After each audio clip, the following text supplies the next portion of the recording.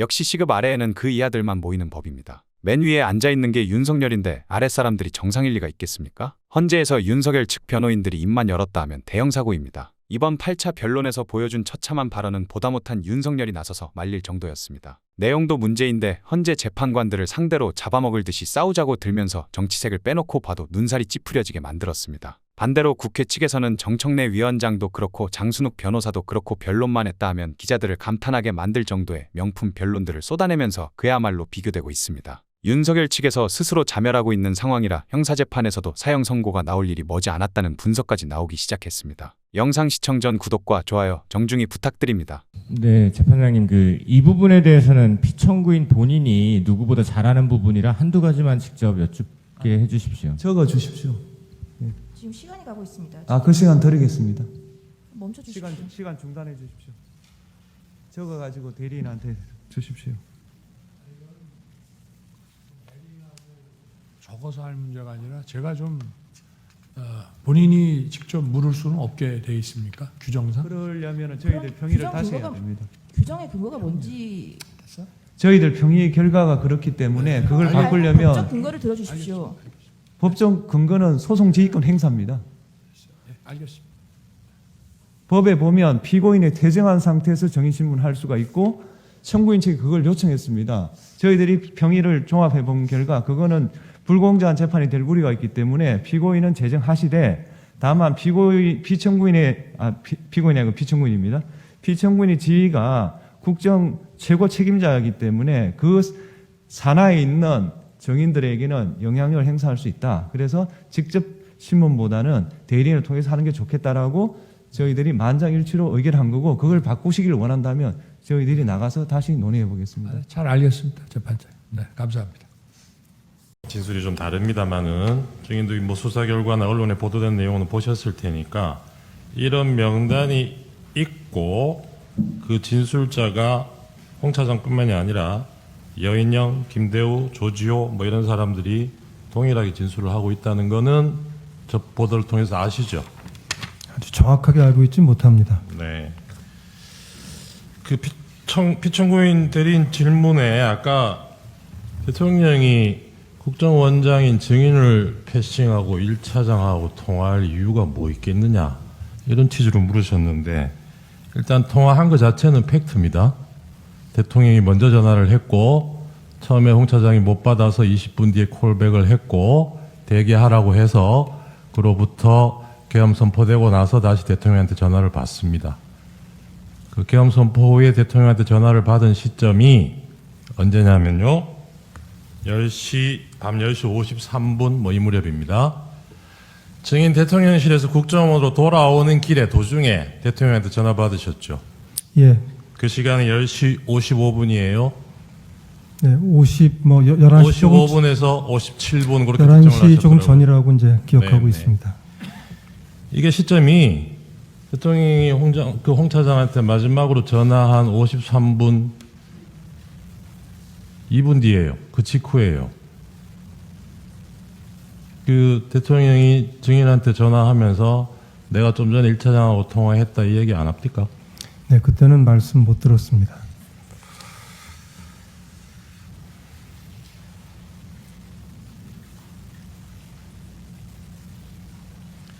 증인 포고령 내용은 언제 확인하셨습니까?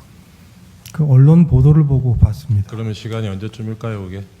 정무직 회의할 때는 포고령 내용 인지하고 계셨습니까? 인지하지 못했습니다. 아까 홍 차장한테 정무직 회의 마치고 따로 들어와서 얘기할 때 방첩사 도우라는 지시 받았다. 그까지는 얘기 들었고 그 뒤에 뭐 다른 맥락으로 증인이 이야기로는 그냥 시중에 떠도는 얘기 하듯이 이재명은 한동훈 잡으러 다닐 것 같다 이런 얘기 들으셨다는 거잖아요. 그렇습니다. 그걸 대통령 지시라고 연결 못 시켰던 이유가 혹시 대통령이 이런 지시를 했을 리가 없다고 생각한 것도 한 이유 중에 하나인가요?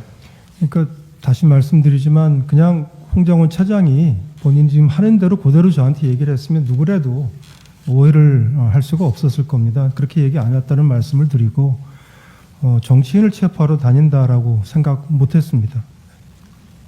왜 생각을 못 하셨을까요? 어떻게 그런 일이 이렇게 쉽게 있겠습니까? 이날 계엄이 있다는 건 처음 들었을 때 바로 믿기던가요? 계엄도 깜짝 놀랐습니다. 그러니까요. 증인 그 홍장원 사직서 받는 거 관련해서 12월 5일 날 경찰 조사에는 2시경에 대통령한테 전화해서 건의를 했다 그러셨어요. 네. 오늘은 아까 점심 무렵이라 그러셨는데. 조금씩 틀릴 수 있습니다. 네. 예. 근데 그 부분이 그렇게 뭐 점심 때 2시 그거는 틀릴 수 있는데 피청구인은 지난 2월 4일 심판정에서 그 전날 12월 4일 저녁에 증인으로부터 전화를 받았다고 얘기하셨어요. 이 시점은 차이가 많이 나는데 누구 말이 맞는 겁니까?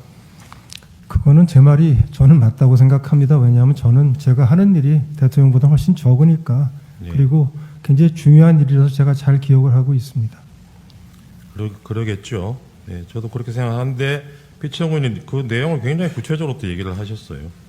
저녁에 집에 있는데 조금 늦은 시간에 국정원장이 전화를 해서 1차장한테 전화 받으신 거 있느냐 한번 물어보고 그래서 본인이 다시 전화 내역 확인해보고 뭐 들어온 게 있더라 이렇게 하셔가지고 뭐 한참 얘기가 이어져요. 구체적으로 얘기하셔서 확인처 말씀드렸습니다. 제가 12월 4일 날 대통령님하고 통화한 적은 있을 거로 생각이 되고 네, 알겠습니다. 홍장원 차장 교체 건의는 그때 하지 않았고 12월 5일 날 한 게 맞습니다. 네, 40이랑 물어보겠습니다. 그리고 사표를 받은 게 12월 5일 오후에 받게 됩니다. 대통령께 말씀을 드리고 사표를 받습니다. 예, 40이랑 62호증 제시하겠습니다. 이재명 대표가 계엄 다음 날이죠. 12월 4일 한시경 비상시국대회 뭐 이런 게 뭐 있었나 본데 여기서 이 자리에서 대통령이 비상계엄 해제한 뒤에 북한을 자극하고 휴전 교란시켜서 결국 무력 충돌로 이끌어갈 위험이 상당히 높다. 이런 취지의 발언을 한 게 언론에 보도가 됐습니다. 이 보도 그 당시에 알고 계셨습니까? 잘 기억나지 않습니다. 홍장원 차장이 이재명 대표한테 전화 한번 해보라고 건의한 맥락이 이런 맥락 아니었어요? 야당 대표가 이런 얘기를 하니까 국정원 입장에서는 그런 걱정 안 하셔도 된다. 이런 전화 한번 하시라. 이런 맥락 아니었어요? 그렇게 설명하지 않아서 모르겠습니다. 아까 7년 전에 뭐 박근혜 탄핵 때 기사를 들고 왔다 그랬습니까? 예, 그 그러니까 16년 내지는 2017년의 기사였습니다. 예, 그게 뭐 내용이 탄핵 내용이 이제 정국에서 여야 소통이 탄핵 필요하다 이런 국면에서 이제 취지였다고요? 안보가 중요하고, 안보가 중요하고 예, 뭐 그런 취지의 기사였던 거로 기억합니다.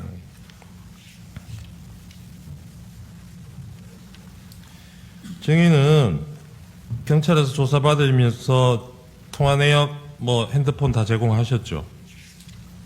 비아폰 말고 개인 휴대폰 뭐 그렇진 않습니다. 제공 안 하셨던가요? 네, 아, 제공은 안 하시고 그럼 필요한 설명은 했지만 예, 제가 설명도 전화를 하고 제출하지 않았습니다. 경찰에서 통화 내역 조회를 따로 해봤나 봐요. 그 네. 조회 결과는 혹시 보셨습니까? 아니요, 못 봤습니다. 조사 받을 때 제시 안 하던가요? 그렇지 않았습니다. 예. 그 보면 계엄 전후로 증인이 국회의원하고 여러 통의 전화를 하신 게 나옵니다. 기억나시죠? 뭐 성일종 의원, 신성범 의원. 신성범 의원은 아마 12월 6일 전에 제가 했던가요? 네, 뭐 정확히 기억이 잘 안 통화하신 납니다. 내역은 있습니다. 아, 그렇습니까? 4일에도 통화를 하시고. 4일 날요? 네. 네, 뭐 기록이 맞을 겁니다. 네. 아까 홍 차장이 이재명 대표한테 전화 한번 해보시라 한 것, 그 자체로 무슨 정치적 중립 위반이라고 생각을 하셨다는 건데, 증인이 여당 의원들하고 통화하는 거는 괜찮고, 야당 대표한테 통화하는 거는 바로 정치적 위반이 됩니까? 국정원장이 그 당시 상황에서 야당 대표하고 평소에 연락하던 사람도 아닌데 전화를 한다는 거는 누가 보더라도 지극히 정치적인 행위가 될 것입니다.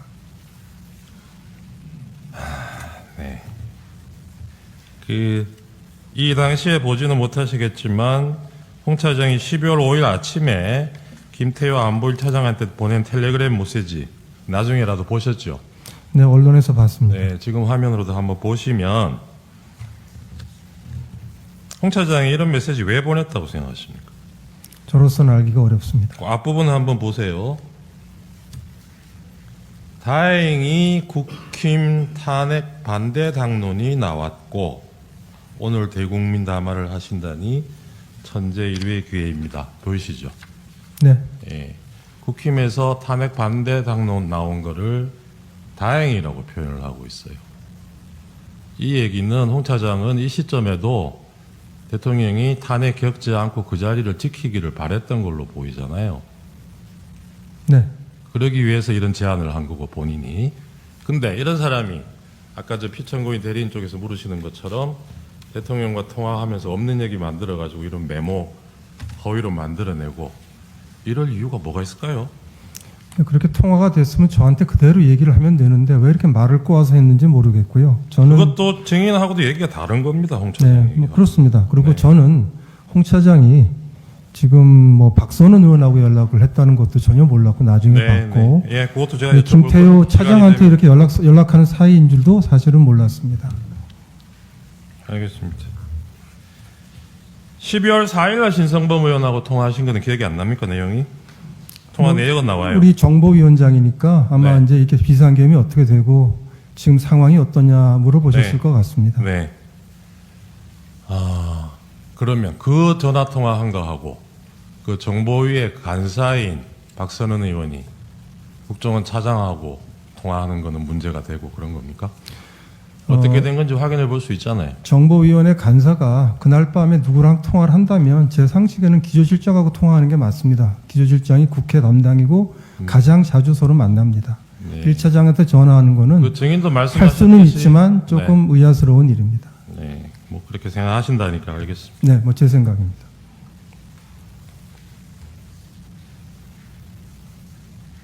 이날 정보위에서 이런 설명 시간이 마련된 것은 신성범 의원이 조선일보 기사 보고 홍장원에게 전화를 걸어서 먼저 국회로 오라고 해서 이런 자리가 마련된 건 알고 계시죠? 제가 신성범 위원장 전화했을 때 신 위원장은 저한테 홍장원 차장이 온다고 해서 오라고 했습니다. 라고 아, 했습니다. 그래요? 예. 나중에 보니까 또 다른 얘기 나온 거 물론 나중에는 봤습니다. 전화는 먼저 하기는 한 걸로 나와요. 통화 내역을 보면 신성범 의원이 홍 차장한테. 네. 예.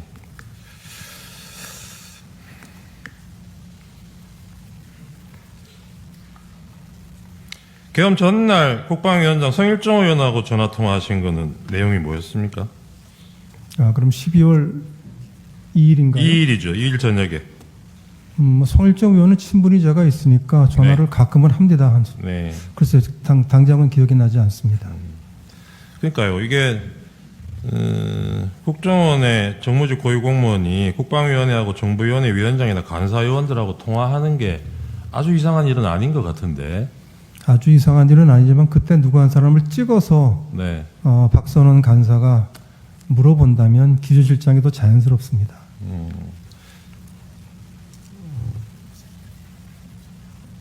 성일종 의원하고는 계엄 당일에도 증인이 통화하신 걸로 나오네요. 그거는 기억나세요? 사실은 잘 안 납니다. 안 나시죠? 그 뭐 그렇게 연락 주고받은 문자하고 이런 게 수상하다면 증인 통화 내역을 보면 계엄 전날인 12월 2일 날 대통령 영부인으로부터 문자를 2통 받아요. 그런 내역이 있습니다. 그리고 그날은 답장을 못하고 그 다음날 증인이 답장을 보냈어요. 그건 무슨 내용인지 기억나십니까? 글쎄요, 금방 기억이 잘 안 납니다. 그런 내용을 이 민감한 시기에 주고받았다는 걸로 누가 의심을 하면 어떻게 답변하시겠어요? 결국 뭐가 남아 있으면 그걸 보시면 판단이 되지 않을까 싶습니다. 예. 근데 지금 증인은 남아있는 것도 없는데 의심을 하셨잖아요. 무슨 말씀이신지 잘 아까 질문을 이해하지 못했습니다. 그 야당 의원하고 1차장하고 이 무렵에 연락 주고받은 게 이상하다고 의심을 하셨잖아요. 그러니까 12월 3일 밤 12시가 넘어서 계엄과 관련해서 예. 야당 정보위 간사가 연락을 한다면 제가 아니면 기조실장이 더 자연스러울 거라고 말씀드렸습니다. 그러니까요. 그렇게 접근을 하자면 계엄 전날, 당일날 영부인하고 문자 주고받은 거는 더 이상하지 않나요? 국정원장이 영부인하고 왜 문자 주고받습니까? 자주 있는 일은 아니었습니다. 네.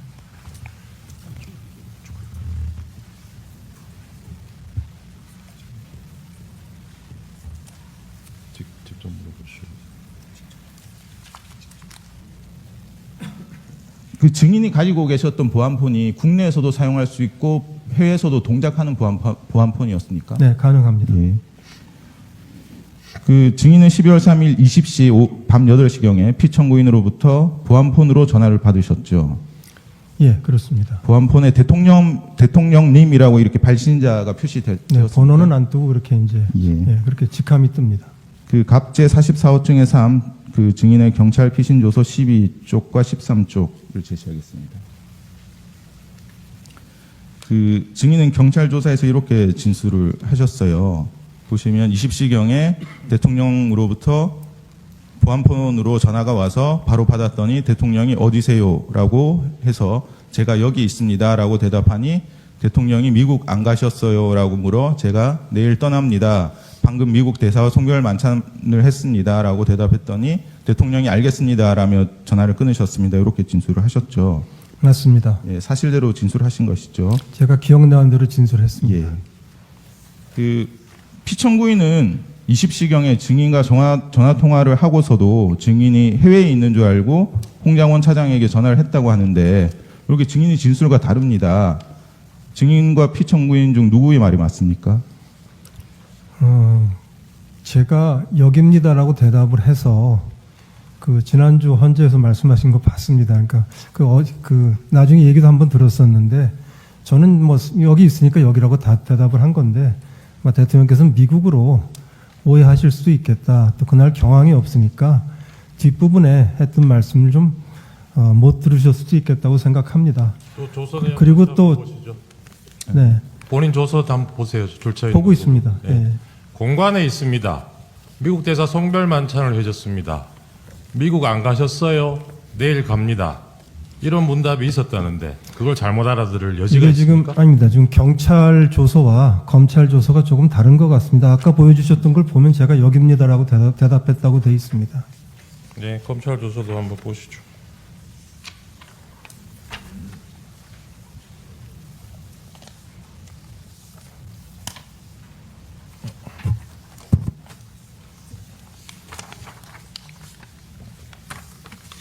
경찰 조사받은 날하고 검찰 조사받은 날하고 하루 차이 아니었어요? 그렇습니다. 네, 그런데 그 다르게 대답할 여지가 있습니까? 저는 대통령께서 잘못 생각하고 계신다고 생각을 못하니까 여기입니다 하고 대답하는 거나 공간에 있다고 대답하는 거나 저한테는 똑같지요. 그래서 그래 대답을 했습니다. 네, 궁금해하시는 검찰 조서. 예, 검찰 조서입니다. 그 검찰 조사에도 그 증인이 20시경에 만찬 자리가 끝나고 이제 전화를 받았고 공간에 있습니다라는 말씀을 하셨고 대통령이 미국 안 가셨어요. 대통령이 미국 안 가셨어요라고 질문을 했고 제가 내일 갑니다. 이렇게 문답을 했다고 진술을 하셨습니다. 맞습니다. 경찰 진술과 검찰 진술이 동일합니다. 그래서 말씀을 드리겠는데 저는 그렇게 말씀드린 거로 기억합니다. 기억하는 대로 설명한 거고요. 예. 근데 이제 그날은 경황이 없는 날들 아니겠습니까? 그 대통령께서 그냥 여기다, 그러니까 미국에 그냥 있구나라고 생각하시면 뒷부분을 주의 깊게 안 들으셨을 수도 있다라는 그런 생각도 생각이신 해봤습니다. 거고요. 제 생각입니다. 예, 미국에 안 갔다라는 말을 분명히 하셨다는 말씀이시죠? 그러니까 제 기억은 그렇습니다. 예, 그리고 알겠습니다. 조금 있다가 국무회에서 만나지 않습니까? 예. 그 뒤에 5분 뒤에 강희구 부속실장이 전화가 오죠. 네, 지금 들어오라고. 네, 그렇습니다. 근데 대통령이 5분 전에 통화할 때는 증인이 미국에 있는 줄 알고 전화를 끊었다면 5분 뒤에 강희구 부속실장이 증인한테 전화해서 들어오라고 한 그건 어떻게 설명이 가능하죠? 제가 뭐 설명을 다 할 수는 없는데 언론 보도를 보니까 대통령께서 모든 장관들 직접 전화하셨더라고요. 네. 근데 저한테는 통화를 하셨는데 들어오라 말씀 안 하셨어요. 네. 그리고 부속실장이 연락을 한 걸 보니까 뭐 조금 갭이 있지 않았나는 생각이 드는데 왜 그러냐 하면 국정원장의 해외 방문은 갔다 온 다음에도 보안을 지켜서 비밀로 남습니다. 제가 대통령님 외에는 누구한테도 미국으로 출장한다는 얘기를 보고 드린 바가 없습니다. 그 갭이라는 게 그러면 부속실장이 잘못 알았을 수도 있죠. 부속실장은 잘못 알은 게 아니고 이게 제대로 한 거죠. 증인이 국내에 있는 줄 알고 했고. 그건 제 말꼬리 잡으시는 것 같습니다. 아니요. 대통령은 지금 증인이 국내에 없는 줄 알고 전화 끊었다는 거 저는 아닙니까? 제 기억대로 이렇게 설명을 드리고 여기입니다 하고 얘기하고 네. 뭐 미국 내일 간다는 말씀 드린 거로 기억하는 거고 근데 대통령께서 장관들을 다 불러들이시는데 바로 통화를 하셨는데 저한테 들어오라는 말씀을 안 하셨거든요. 네. 그리고 다 부속실에서 연락이 와서 제가 들어간 걸 보니 제가 생각을 해보니까 뭐 설명이 이렇게 나오는 겁니다. 저로서는 정말 알기가 좀 어렵습니다만. 예, 알겠습니다. 예, 21항까지 생략하고요. 오늘 영상은 여기까지입니다. 대한민국 정상화를 위해 끝까지 힘쓰겠습니다. 여러분의 구독과 좋아요로 힘을 보태주세요. 감사합니다.